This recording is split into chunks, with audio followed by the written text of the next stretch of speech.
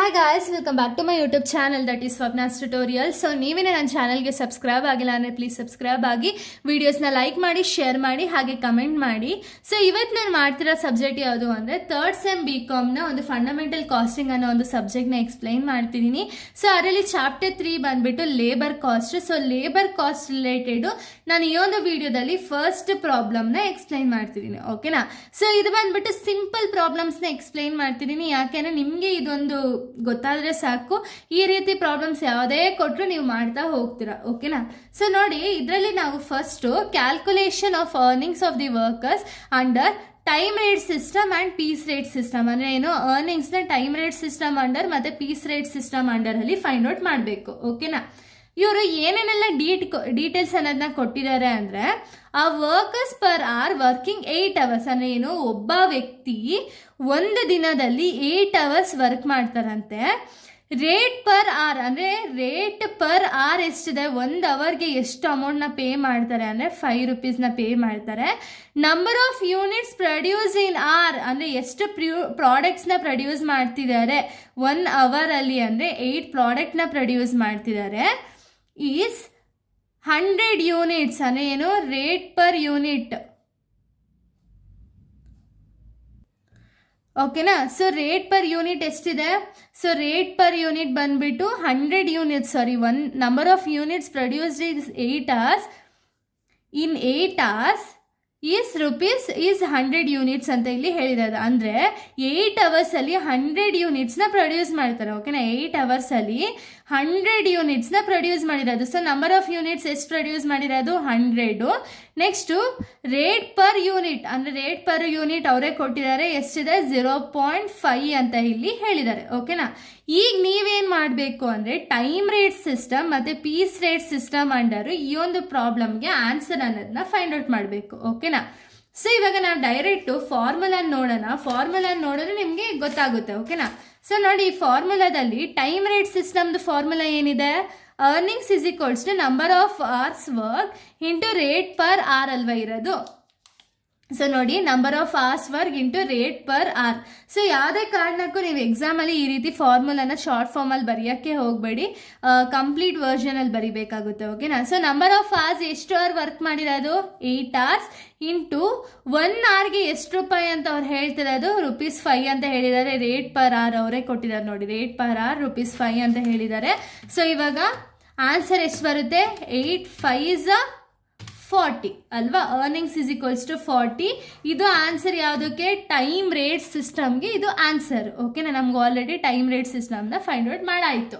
ಇನ್ನು piece rate ಸಿಸ್ಟಮ್ಗೆ ಯಾವ ರೀತಿ ಕ್ಯಾಲ್ಕುಲೇಟ್ ಮಾಡಬೇಕು, ಪೀಸ್ ರೇಟ್ ಸಿಸ್ಟಮ್ದು ಫಾರ್ಮುಲಾ ಏನು ಅಂದರೆ number of unit produced into rate per hour, ಓಕೆನಾ. Number of unit produced into rate per hour. Rate per hour ಏನಾದ್ರು ಕೊಟ್ಟಿಲ್ಲ ಅಂದಾಗ standard hour divided by standard ಪ್ರೊಡಕ್ಷನ್ನ ಮಾಡ್ತಿದ್ದೋ, ಬಟ್ ಇಲ್ಲಿ ಅವರೇ ಮೆನ್ಷನ್ ಮಾಡಿಬಿಟ್ಟಿದ್ದಾರೆ, ಓಕೆನಾ.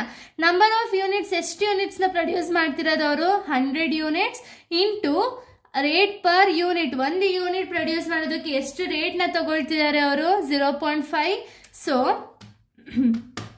100 ಇಂಟು 0.5ನ ಮಾಡಿದಾಗ ನಮಗೆ 50 ಬರುತ್ತೆ. ಅರ್ನಿಂಗ್ಸ್ ಇಸ್ ಈಕ್ವಲ್ಸ್ ಟು 50, ಓಕೆನಾ. ಸೊ ಇದು ಫಸ್ಟ್ ಪ್ರಾಬ್ಲಮ್. ಇದೇ ರೀತಿ ಇನ್ನೊಂದು ಪ್ರಾಬ್ಲಮ್ ಕೊಟ್ಟಿದ್ದೀನಿ ನೋಡಿ, ಇದು ತುಂಬ simple problem. Calculate the earnings under rate per unit and time rate system and piece rate system ಅಂತ ಇಲ್ಲಿ ಹೇಳಿರೋದು. ಸೊ ಇಲ್ಲಿ ಅವ್ರು ಏನೇನೆಲ್ಲ ಕೊಟ್ಟಿದ್ದಾರೆ, number of working hours in a weekly hours ಎಷ್ಟು ಅವರ್ಸ್ ವರ್ಕ್ ಮಾಡ್ತಾರೆ, 40 hours ವರ್ಕ್ ಮಾಡ್ತಾರೆ, number of hours. Next rate per hour, 1 hourಗೆ ಎಷ್ಟು ರೇಟ್ ಇದೆ 4 rupeesನ ಕೊಟ್ಟಿದ್ದಾರೆ rate per hour. Number of units, ಎಷ್ಟು ಯೂನಿಟ್ಸ್ನ ಪ್ರೊಡ್ಯೂಸ್ ಮಾಡ್ತಿದ್ದಾರೆ 300 units. Standard production per hour is ₹10 units ಅಂತ ಇಲ್ಲಿ ಕೊಟ್ಟಿದ್ದಾರೆ. ಅಂದರೆ ಇಲ್ಲಿ ನಮಗೆ ರೇಟ್ ಪರ್ ಯೂನಿಟ್ನ ಕೊಟ್ಟಿಲ್ಲ. ಸೊ ರೇಟ್ ಪರ್ ಯೂನಿಟ್ ಬದಲು ಎಷ್ಟು ಯೂನಿಟ್ನ ಪ್ರೊಡ್ಯೂಸ್ ಮಾಡ್ತಿದ್ದಾರೆ ಅಂತ ಇಲ್ಲಿ ಹೇಳಿರೋದು, ಓಕೆನಾ.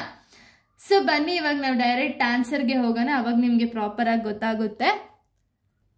ಸೊ ನೋಡಿ, ಇವಾಗ ನಾವು ಡೈರೆಕ್ಟ್ ಆನ್ಸರ್ನ ಕ್ಯಾಲ್ಕುಲೇಟ್ ಮಾಡಬೇಕಾದ್ರೆ ಫಸ್ಟ್ ನಾವು ಟೈಮ್ ರೇಟ್ ಸಿಸ್ಟಮ್ನ ಕ್ಯಾಲ್ಕುಲೇಟ್ ಮಾಡೋಣ. ಟೈಮ್ ರೇಟ್ ಸಿಸ್ಟಮ್ ಬಂದ್ಬಿಟ್ಟು hours work into rate per hour, ಓಕೆನಾ, ಫಾರ್ಮುಲಾ. ಸೊ ಅವರ್ಸ್ ಎಷ್ಟು ಅವರ್ಸ್ ವರ್ಕ್ ಮಾಡಿದ್ದಾರೆ 40 ಇಂಟು ರೇಟ್ ಪರ್ ಅವರ್ ಎಷ್ಟಿದೆ 4 ಇದೆ. ಸೊ 40 ಇಂಟು 4 ಮಾಡಿದಾಗ ನಮ್ಗೆ ಎಷ್ಟು ಆನ್ಸರ್ ಬರುತ್ತೆ 40 into 4 ಮಾಡಿದಾಗ ಅರ್ನಿಂಗ್ಸ್ ಇಸ್ ಈಕ್ವಲ್ಸ್ ಟು ₹160 ಬರುತ್ತೆ. ಓಕೆನಾ? ಇದಾದ್ಮೇಲೆ ನೆಕ್ಸ್ಟ್ ನಾವು ಪೀಸ್ ರೇಟ್ ಸಿಸ್ಟಮ್ ಅಂಡರ್ ಅಲ್ಲಿ ನಾವು ಫೈಂಡ್ ಔಟ್ ಮಾಡಬೇಕಾಗುತ್ತೆ. ಪೀಸ್ ರೇಟ್ ಅಂಡರ್ ಸಿಸ್ಟಮ್ದು ಫಾರ್ಮುಲಾ ಏನು ಅಂದ್ರೆ number of unit produced into rate per unit. ಓಕೆನಾ? ಸೊ ನೋಡಿ, number of units produced into rate per unit ಇದೆ.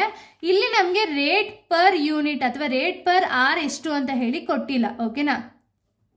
ಸೊ ರೇಟ್ ಪರ್ ಆರ್ ಎಷ್ಟು ಅಂತ ಹೇಳಿ ಕೊಟ್ಟಿಲ್ಲ. ಸೊ ರೇಟ್ ಪರ್ ಆರ್ ಕೊಟ್ಟಿಲ್ಲ ಅಂದರೆ standard hour divided by standard production ಅಂದರೆ 1 ಅವರ್ಗೆ ಎಷ್ಟು ಅಮೌಂಟ್ ಕೊಡ್ತಿದ್ದಾರೆ ಆ್ಯಂಡ್ ಸ್ಟ್ಯಾಂಡರ್ಡ್ ಪ್ರೊಡಕ್ಷನ್ ಎಷ್ಟಿದೆ ಅಂತ ಹೇಳಿ ಇಲ್ಲಿ ಆಲ್ರೆಡಿ ಕೊಟ್ಟಿದ್ದಾರೆ ನೋಡಿ.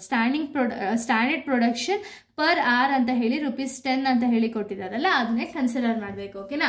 ಸೊ ನೋಡಿ, ರೇಟ್ ಪರ್ ಆರ್ ಇದು ಯೂನಿಟ್ ಅಲ್ಲ, ಆರ್. ಓಕೆನಾ? Rate per hour is equals to standard hour divided by standard production. Standard hour ಎಲ್ಲಿದೆ ನಮಗೆ ಇಲ್ಲೇ ಅವ್ರು ಹೇಳಿದ್ದಾರೆ ನೋಡಿ. ರೇಟ್ ಪರ್ ಅವರ್ 1 ಅವರ್ಗೆ ಎಷ್ಟಿದೆ ಅನ್ನೋದನ್ನೇ ನಾವು ಸ್ಟ್ಯಾಂಡರ್ಡ್ ಅವರ್ ಅಂತ ಹೇಳಿ ಕರಿತೀವಿ. ಓಕೆನಾ? ಸ್ಟ್ಯಾಂಡರ್ಡ್ ಅವರ್ ಬಂದ್ಬಿಟ್ಟು 4 ಡಿವೈಡೆಡ್ ಬೈ ಸ್ಟ್ಯಾಂಡರ್ಡ್ ಪ್ರೊಡಕ್ಷನ್ ಅವ್ರು ಎಷ್ಟು ಕೊಟ್ಟಿದ್ದಾರೆ 10 ಅಂತ ಹೇಳಿ ಕೊಟ್ಟಿದ್ದಾರೆ. 4 ಡಿವೈಡೆಡ್ ಬೈ 10 ಮಾಡಿದಾಗ ನಮಗೆ ರೇಟ್ ಪರ್ ಆರ್ ಬಂದ್ಬಿಟ್ಟು 0.4 ಸಿಗುತ್ತೆ. ಓಕೆನಾ? ಈ 0.4ನ ನಾವು ರೇಟ್ ಪರ್ ಆರ್ ಜಾಗದಲ್ಲಿ ಹಾಕೋಬೇಕಾಗುತ್ತೆ. ನಂಬರ್ ಆಫ್ ಯೂನಿಟ್ಸ್ ಎಷ್ಟು ಪ್ರೊಡ್ಯೂಸ್ ಮಾಡಿದೆ ಅದು 300 ಇಂಟು 0.4 ಮಾಡಿದಾಗ ಅರ್ನಿಂಗ್ಸ್ ಇಸ್ ಈಕ್ವಲ್ಸ್ ಟು ₹120 ಅನ್ನೋದು ಸಿಗುತ್ತೆ. ಓಕೆನಾ?